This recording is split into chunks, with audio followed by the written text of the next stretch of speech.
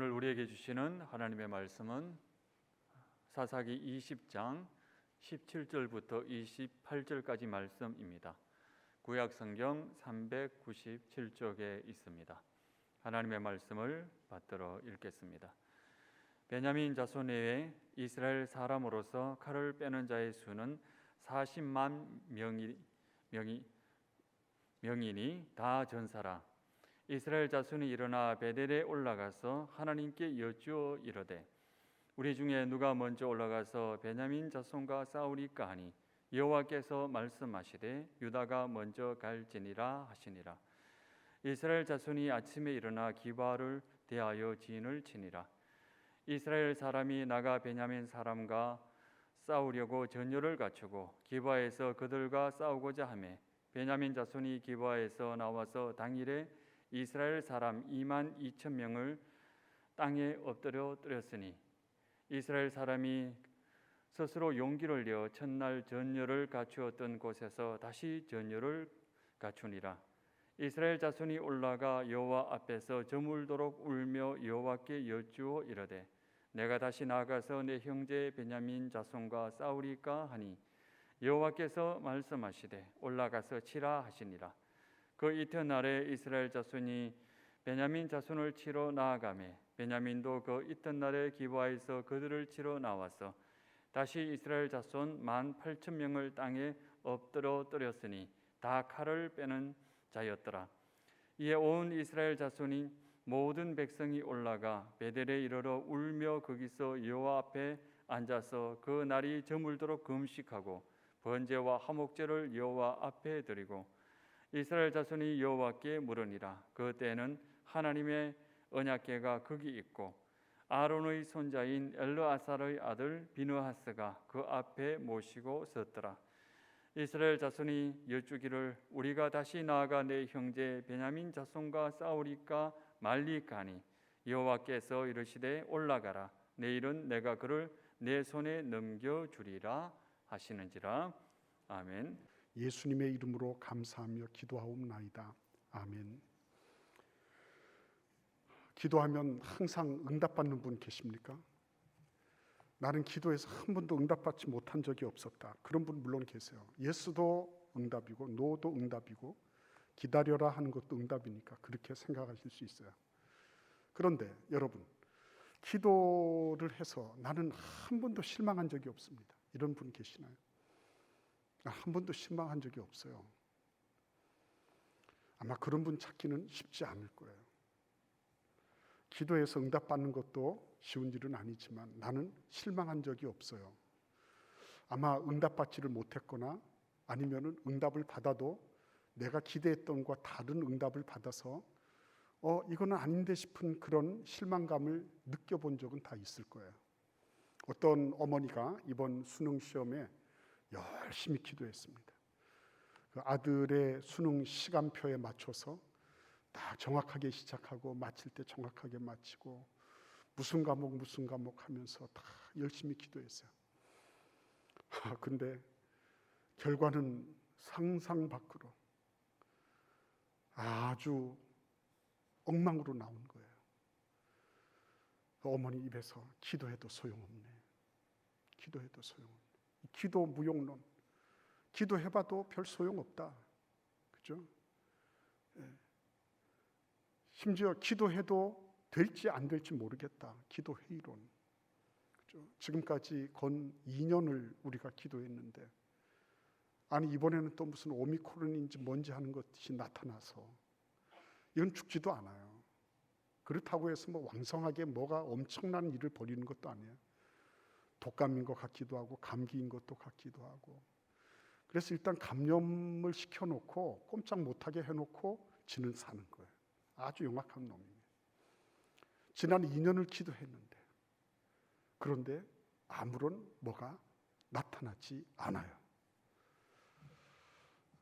근데 이런 일들이 우리 주변에만 있는 게 아니에요. 대신학자에게도 있습니다. 오스카 쿨만이라고 하는 아주 걸출한 신학자가 있는데 이분이 1차 대전의 종전을 빨리 일으켜 달라고 하나님께 간절히 기도하기 위해서 파리의 대성당으로 모였던 그런 일단의 성도들이 있었습니다.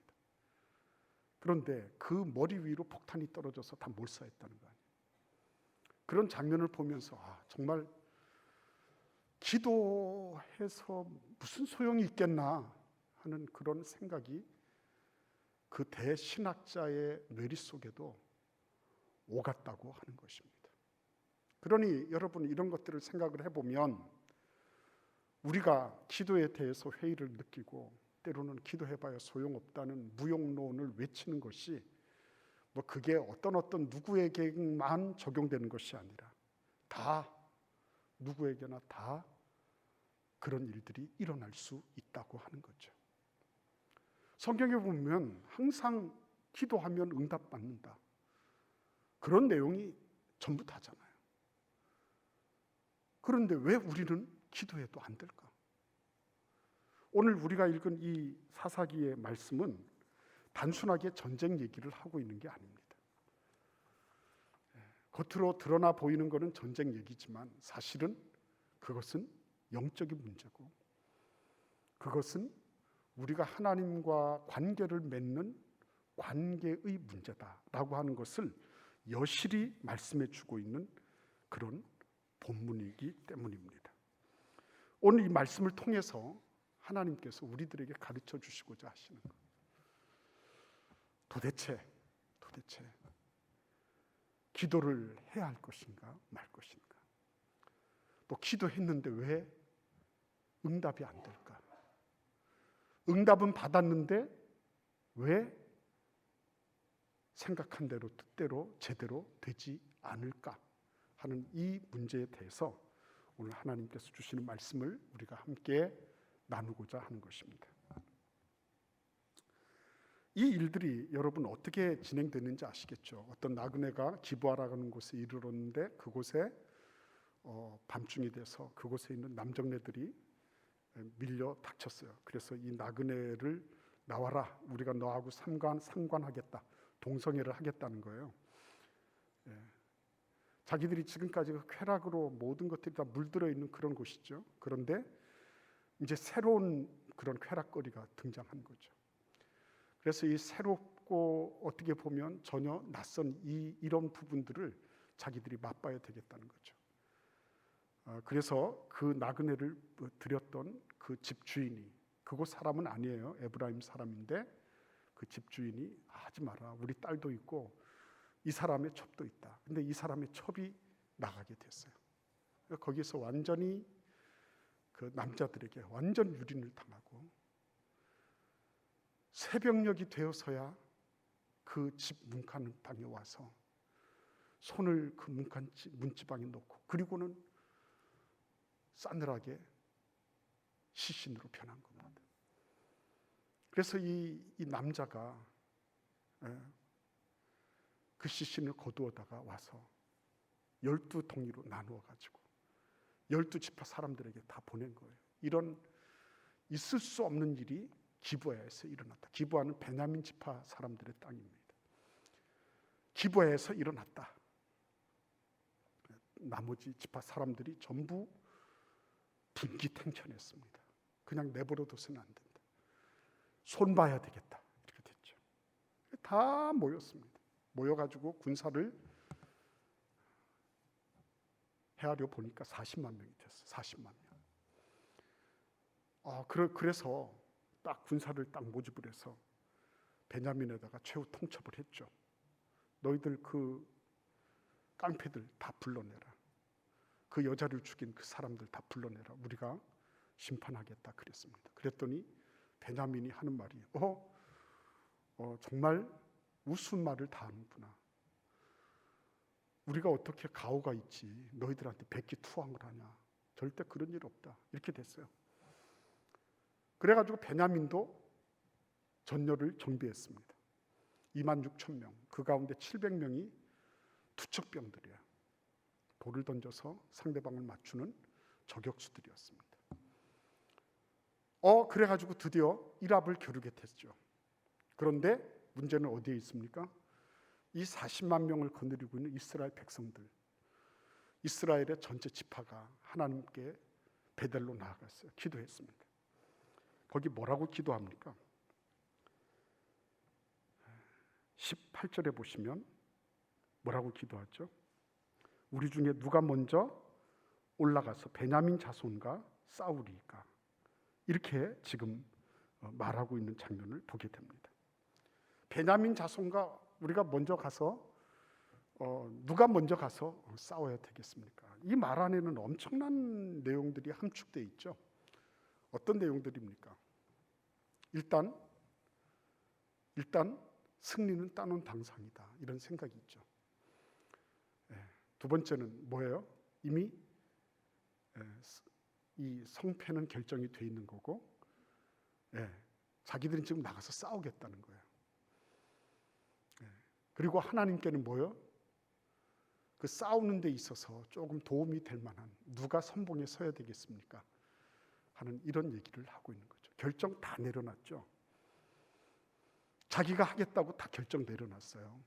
그리고 하나님께는 형식적으로 그냥 건들거리면서 대충 누구를 먼저 보내면은 그냥 쟤네들을 한번 손을 봐줄 수 있을까요? 뭐 이렇게 얘기를 한 겁니다. 자, 그러면 거기에 대해서 하나님이 뭐라고 응답하셨죠?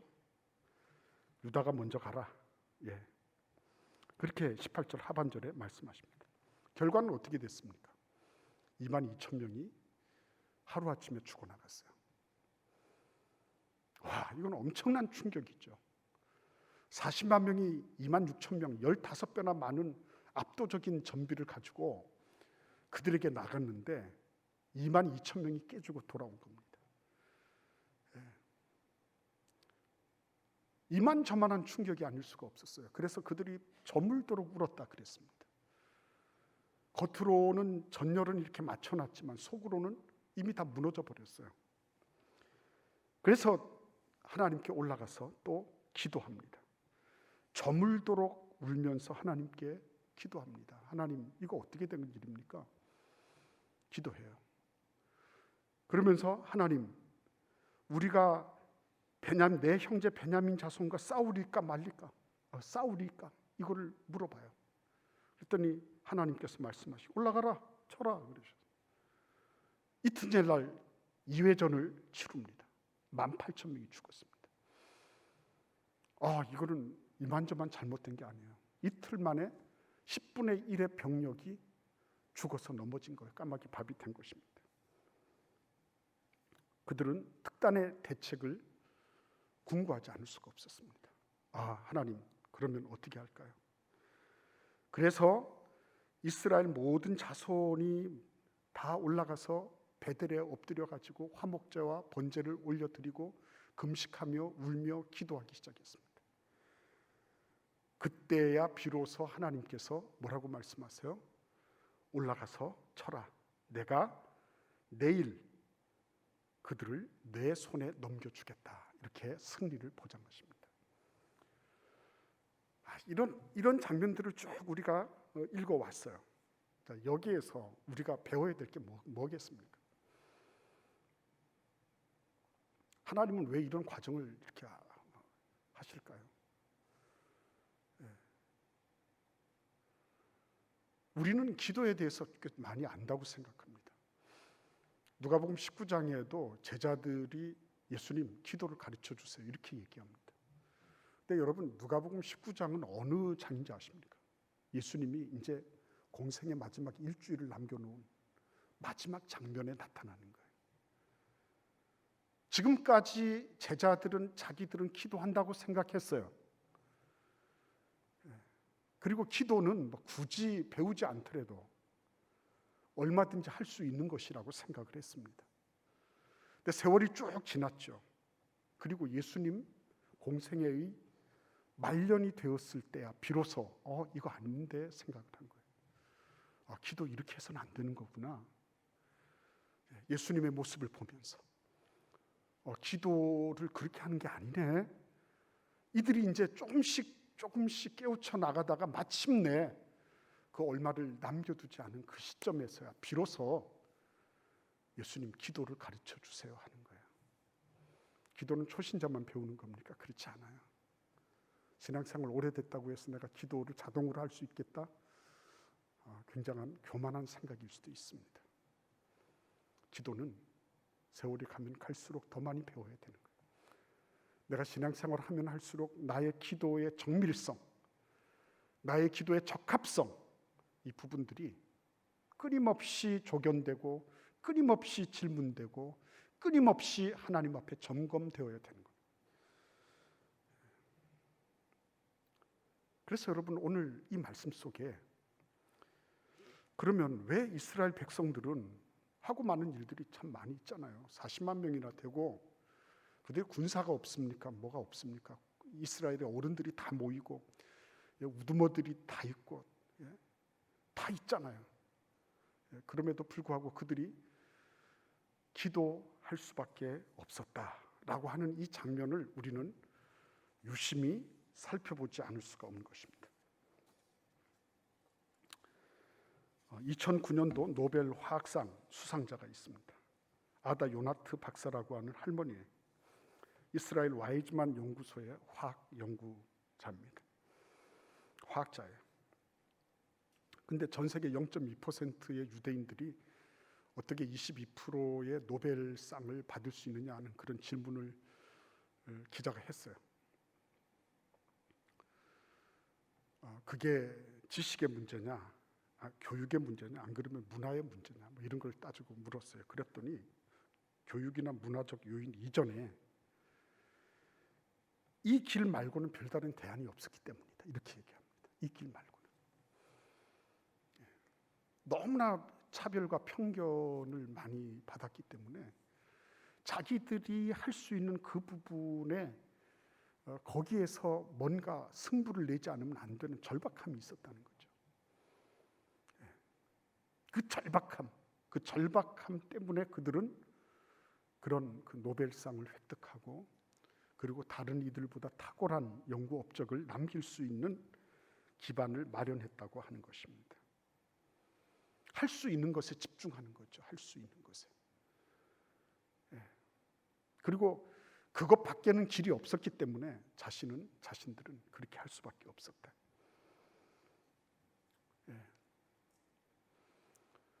그리스도인들이 기도밖에 길이 없습니다라고 말할 수 있다면 대단한 거죠. 만약에 기도 노벨상이 있다면 그런 분들이 받을 거예요.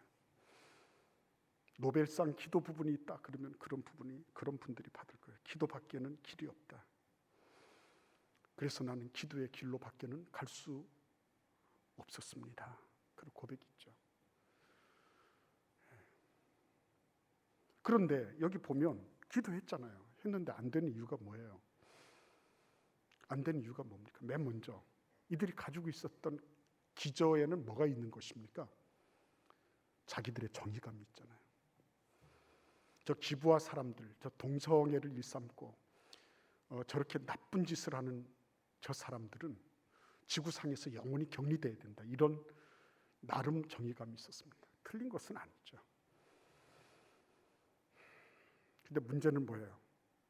자기 소견에 좋은 대로 그 정의감을 발휘하려고 했다고 하는 것입니다.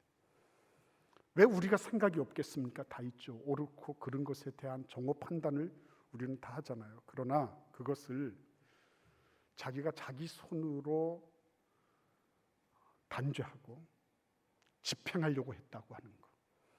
그렇죠? 옳은 말 하시는 분들은 많잖아요. 근데 그 옳은 말이 지금 어떻게 되어가고 있는지 전혀 모르는 거죠. 하나는 알고 둘은 모르죠. 첫날 22,000명이 죽고 난 다음에 그들이 돌아와서 하나님께 기도하는 장면을 한번 보십시오. 어떻게 바뀌었나? 23절을 보십시오. 이스라엘 자손이 올라가 여호와 앞에서 저물도록 울며 여호와께 여쭈어 이르되 내가 다시 나아가서 내 형제 베냐민 자손과 싸우리이까 하니 그랬어요. 앞에서는 베냐민 자손과 싸우리이까 이렇게 했어요. 누가 먼저 올라가서 베냐민 자손과 싸우리까? 근데 23절에는 뭐가 덧붙였어요? 덧붙여졌죠? 내 형제 베냐민 자손이에요.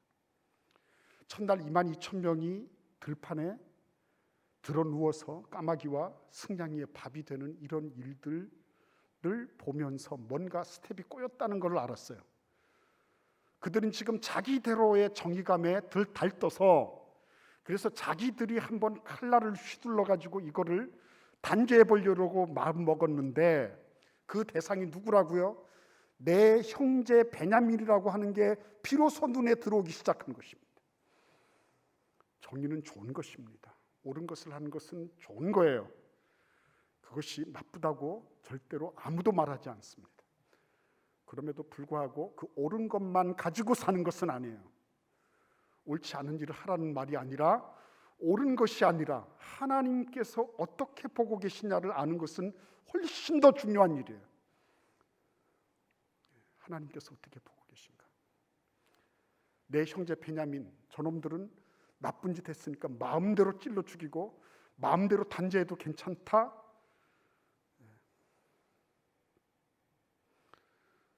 탕자의 아버지, 둘째 아들 밉상. 첫째 아들은 그 둘째가 없어졌으면 좋겠어요. 아버지의 재산을 탕기와 함께 창기와 함께 먹어버린 저놈 없어졌으면 좋겠어. 근데 아버지의 마음은 뭐죠? 비록 재산은 잃었지만 저 둘째가 살아온 것, 저 목숨을 부지한 것, 이게 아버지에게는 훨씬 더 중요한 거거든요. 그 아버지의 마음 모르는 거죠. 아버지의 마음 몰랐죠. 죽이고 찌르고 없애버리면 되는 줄 알았습니다. 아버지의 마음 몰랐죠.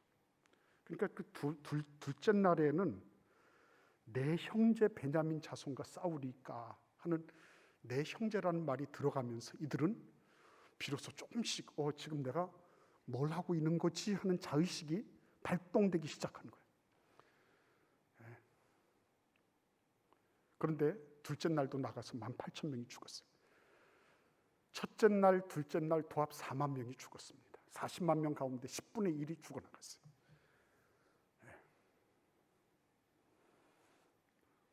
셋째 날. 셋째 날이 되기 전에 이들은 거기 26절 말씀을 보시기를 바랍니다.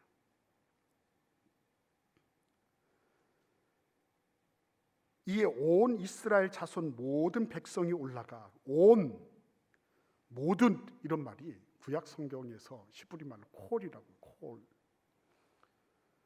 근데 주경학자들은 이 콜이라고 하는 이 말이 모든 온이라고 하는 말이 그렇게 강조되어 나타나지 않을 수 없었다는 거예요. 이 본문에서 온 이스라엘 자손이 모든 백성이 올라갔다. 총력전을 벌이는 거예요. 왜? 봤거든요. 베냐민 자손들의 실력을 봤습니다.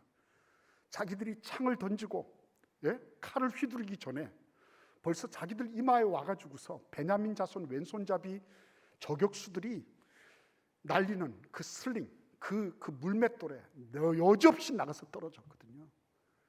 어떤 사람은 막 눈이 나가고, 어떤 사람은 이마에 돌이 박히고, 어떤 사람은 턱이 돌아가고, 이렇게 하면서 부상을 당하고 죽어가는 사람들을 그들은 봤거든요. 자기들이 뭔가 접근을 해야 될 텐데 접근하기 전에 벌써 우수수 낙엽 떨어지듯이 떨어지고 있는 모습을 봤습니다. 객관적인 전력이 얼마나 많고 압도적이에요. 15배가 많은데. 그런데 객관적인 전력으로 안 되는 것이 있다라니까요. 인생도 마찬가지 아니겠습니까? 딱 보면은 다 이길 것 같아요. 근데 안 돼요. 이들이 사생결단하고 한 게 뭡니까? 기도밖에는 길이 없구나. 온 이스라엘 백성, 모든 이스라엘 자손들이 하나님께 나아가서 울며 불며 기도하고 금식하고 그리고 번제와 화목제를 드렸습니다. 번제는 뭐예요? 내가 하나님 앞에 잘못한 거 다 태워서 하나님께 드리는 거잖아요. 화목제는 뭐예요? 하나님과의 관계를 회복하는 그런 제사잖아요. 거기에 대한 감사와 거기에 대한 기대와 그것을 이루었다는 그런 안도감, 이런 것들이 다 녹아 있는 거잖아요. 그들은 1회전과 2회전의 싸움을 통해서 4만 명이 희생되는 이런 아비규환 속에서 비로소 이거는 나의 정의감 가지고 되는 것이 아니구나. 저 사람들이 저렇게 동성애하고 그리고 그것을 일반화해서 자기들의 어떤 합리화, 자기들의 정당성을 주장하려고 하는 것에 대해서 내가 칼날을 휘두르고 이런 게 다가 아니구나. 예. 나도 내 꼴을 봐야 되는 거구나. 나는 저들을 마음대로 찌르고 자르고 할 수 있는 그런 자격이 있는 존재인가? 하나님 앞에 번제를 드리고요, 화목제를 드리는 것입니다. 그리고 마침내는 어떻게 합니까? 이렇게 기도하죠. 참 기가 막힌 기도예요. 저는 이런 기도를 보면서 이게 내 모습이구나, 내 꼴이구나. 28절 보십시오. 이스라엘 자손들이 여쭈기를 우리가 다시 나아가 내 형제 베냐민 자손과 싸우리까 말리까? 여러분, 이 기도가 언제 나왔어야 됐을까요? 언제 나왔어야 되죠? 처음에 해야죠. 처음에. 근데 왜 지금 나옵니까? 자기가 다 결정해놓고 다 결정해놨어요. 내 다 결정해놓고 하나님 앞에, 하나님 추인하세요. 추인. 내가 결정했으니까 하나님은 그래도 좀 하나님 체면이 있으시니까 누가 앞장서야 될지 그것만 말씀하시면 돼요. 우리가 그냥 40만 명이 그냥 저 2만 6천 명 저거 까이거 저거는 한 달음에 다 가는 겁니다. 하나님 그냥 추인해 주세요. 여기다 사인만 하시면 돼요. 이렇게 한 거죠. 여러분은 어떠십니까? 내 인생의 많은 성공과 실패, 형통함과 불통함의 그런 많은 롤러코스터를 타면서 그러면서 나의 기도는 어땠을까? 여러분 생각해 보셨나요? 나는 혹시 결정해 놓고 하나님 해주세요, 하나님 나 이거 꼭 필요하니까 해주세요, 이렇게 한 적은 없을까요? 저는 무수히 많더라고요. 무수히 많아요. 한두 가지가 아니에요. 속으로 다 결정해 놓고요, 그리고 하나님 앞에 나아가서 짐짓 물어보는 척 하는 거죠. 하나님 이거 해야 될까요 말까요? 아무래도 해야 되겠죠. 해야 돼. 그러지 마시고 그냥 하나님 이렇게 해주세요. 그냥 하나님하고 타협하려고 그러고요, 협상하려고 그러고요. 그래서 여러분, 오늘 우리는 이런 장면들을 보면서 코로나에 대해서도 마찬가지겠구나. 하나님 이것을 빨리 끝내달라고만 얘기할 것이 아니라 이 안에 하나님께서 과연 원하시는 뜻이 무엇일까를 물어보는 그런 일들이 없었구나.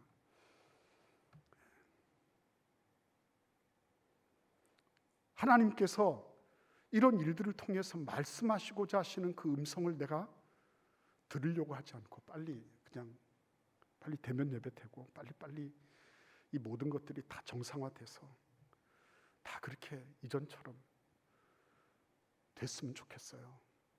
그런 생각만 한 것이 아닐까. 그래서 오늘 이 말씀을 자세히 보십시오. 하나님은 우리에게 기도를 가르치고자 하십니다. 끝까지 기도를 가르치고자 하십니다. 기도하는 법을 가르치고자 하세요.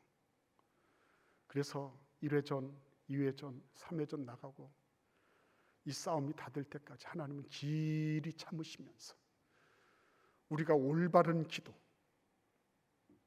다른 말로 말씀드리면 하나님과의 올바른 관계, 이것이 정립되기를 기다리고 계신 거예요. 그뿐입니까? 하나님은 이 일을 위해서 어떠한 대가도 다 지불하기로 작정하신 것입니다. 첫날 2만 2천 명 죽었을 때 그때 하나님, 우리가 이 베냐민 자손, 내 형제 베냐민 자손에게 나가야 될까요 말아야 될까요? 하나님, 첫 단추 잘못 끼어서 너무 죄송해요. 우리가 결정해놓고, 내가 다 결정해놓고 하나님 팔 비틀려고 하고 하나님을 강박해서 내 뜻을 이루려고 했던 거 용서해 주세요. 이렇게 됐으면 그 다음 18,000명은 안 죽었겠죠. 그런데 하나님은 그 다음에도 그대로 용인을 하십니다. 가라, 올라가라. 네 하고 싶은 대로 해. 이렇게 하신 거예요. 저는 이게 참 궁금했어요. 하나님 왜 그러셨어요? 근데 시편 18편 24절 25절 말씀 하나님 주셨어요. 그러므로 여호와께서 내 의를 따라 갚으시되 그의 목전에서 내 손이 깨끗한 만큼 내게 갚으셨도다. 내 손이 깨끗한 만큼 내게 갚으셨도다. 하나님은 정밀하신 분이십니다. 자비로운 자에게는 주의 자비로우심을 나타내시며 반사하시는 분이에요. 완전한 자에게는 주의 완전하심을 보이시며 깨끗한 자에게는 주의 깨끗하심을 보이시며 사악한 자에게는 주의 거스리심을 보이신다. 그러셨어요. 다 결정해놓고 하나님, 당신 우리가 이렇게 40만 명이나 되는데 나가서 그냥 한 달이면 끝내버릴 테니까 당신께서 그 주임만 해주세요. 그래, 올라가, 가봐 하신 거죠. 이틀째 날도 그래, 가서 싸워봐 하신 거예요. 오늘 우리가 배우고 있는 이 교훈은 4만 명의 피가 흘리는 교훈이에요. 4만 명의 희생이 치루어진 그런 교훈입니다. 이 교훈 하나를 얻기 위해서 절대로 결정해놓고 하는 게 아니구나. 결정해놓고 하는 게 아니구나. 하나님께 먼저 진지하게, 진실되게 모든 만유의 왕이 되시고 만주의 주가 되시고 내 머리털 하나까지도 주재하시는 그 하나님 앞에 내가 엎드려서 하나님께서 먼저 결정해 주시도록 해야 되는 거구나. 그렇게 하지 않았을 때 대가가 수업료가 너무 비싼 거예요. 하나님은 이런 수업료를 지불하는 것에 대해서 조금도 그것을 아깝게 여기지 않으시는 것 같아요. 왜? 당신의 아들을 보니까 그러네요. 예수 그리스도를 십자가에 죽이시는 하나님을 보니까 하나님은 죄를 지으면 저렇게 되는 거야 라고 하는 것을 당신의 아들이시라도 예외 없이 적용하시면서 대가가 얼마가 되든지 영적 진리를 얻는 것만큼 중요한 건 없다. 그거를 가르쳐 주시는 거예요. 제가 이전에 어떤 교회를 섬기고 있을 때 그때 항상 주일날 눈이 퉁퉁 부어 풀어서 이렇게 오시는 집사님이 한 분 계셨어요. 우리 부서의 선생님이셨어요. 참 안쓰러웠습니다. 알고 보니까 그전에는 참 잘 살았어요. 무슨 절에 보살 소리도 듣고 막 그냥 그때 당시 LG의 그 반도 패션 그 대리점을 해서 저녁 때는 정말 돈 세다가 잠들 정도로 돈을 그렇게 긁었어요. 근데 어렸을 적부터 자랐던 그 친구 부부의 꼬임에 넘어가 사기를 당했습니다. 완전 거덜나서 남의 집 차고에 들어가서 살게 된 거예요. 죽기를 결정하고 자살도 시도도 해보고 이렇게 했어요. 그러나 어느 누가 너 그러지 말고 교회 갑시다 이렇게 된 거예요. 교회 갔어요. 교회 가서 예수님을 만난 거예요. 예수님을 만나고 난 다음부터 자살할 생각이니 뭐니 이 세상에 대한 혐오니 이런 거 저런 거 다 사라지고 그 차고에서 한복 바느질을 이분이 솜씨가 좋은 분이에요. 한복 바느질을 해서 살아가기 시작한 겁니다. 밤새 이걸 하다가 보니까 주일날에 이렇게 얼굴이 부을 수밖에 없는 거예요. 너무 그렇게 충성되고 성실할 수가 없었어요. 근데 어느 주일날 무슨 차를 마시면서 얘기를 하는데 그때 제가 전도사였죠. 전도사님, 제가 미국에 있는 그 사기치고 도망간 그 친구 거기서 다 거덜났습니다. 근데 그 친구한테 편지했어요. 한국에 오라고. 이제 공소시효도 다 지났고 그러니까 오라고. 난 당신이 그렇게 사기치고 돌아가서 너무 힘들었지만 그러나 그 덕분에 내가 예수님을 만나서 이제는 그거 없어도 괜찮다. 오히려 난 당신 때문에 예수 만난 게 너무 감사해서 당신한테 밥 한번 사고 싶다. 오라고 그랬다.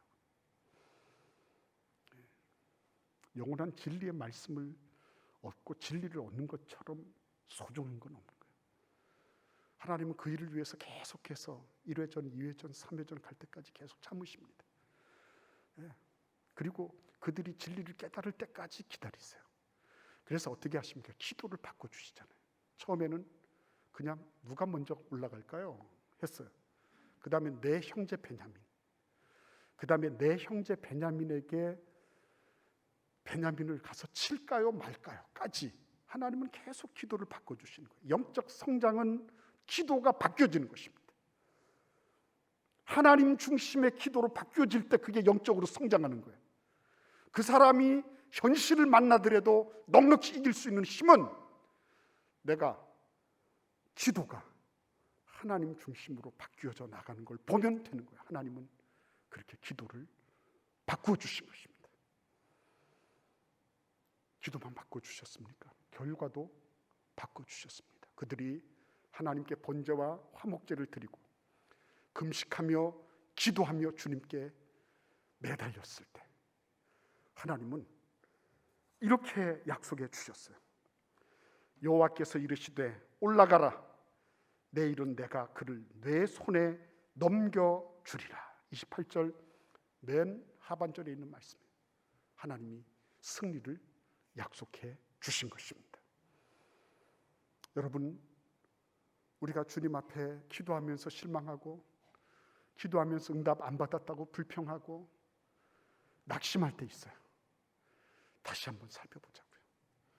우리 하나님은 우리의 기도가 하나님의 뜻에 부합되기를 기다리고 계세요. 그걸 위해서 어떤 대가도 치를 수 있도록 아깝지 않은 거예요. 진리를 얻고 나면 나머지 것들은 그렇게 가치 있는 게 아니더라고요. 타협하지 않아요. 하나님은 당신의 아들까지도 타협하지 않으신 그 하나님이 우리가 이 영원한 진리를 얻은 것에 대해서 그것을 가지고 타협하지 않으세요. 그것을 이룰 때까지 하나님은 기다리시고 기도를 바꾸어 주시고 그리고 마침내 우리의 삶에 확고부동한 진리를 통하여 우리의 삶을 보장해 주신다고 약속하고 계신 것입니다. 그러한 은혜와 축복이 여러분과 저의 삶에 함께하기를 기원합니다. 여러분, 우리가 그냥 염불하듯이 그냥 기도하는 것 아닌 것입니다. 그냥 되기를 바라서 염원하는 것 그거 아닌 것입니다. 살아계신 하나님께 기도하는 것입니다. 전능하신 하나님, 지금도 나의 기도를 듣고 계신 그 하나님이 예수의 이름으로 나아갈 때 하나님과 나 사이에 예수의 이름으로 말미암은 거대한 통로가 마련되고 그것을 통하여 나의 기도가 주님께 상달되고 하나님의 말씀이 나에게 들려지고 이런 상호 소통이 이루어지면서 하나님은 위대한 놀라운 승리를 우리에게 주시기를 원하고 계신 것입니다. 그러한 은혜와 축복 속에 함께 하시기를 간절히 기원합니다. 기도하겠습니다. 고마우신 주님 감사합니다. 기도를 배우게 하시고 올바른 기도의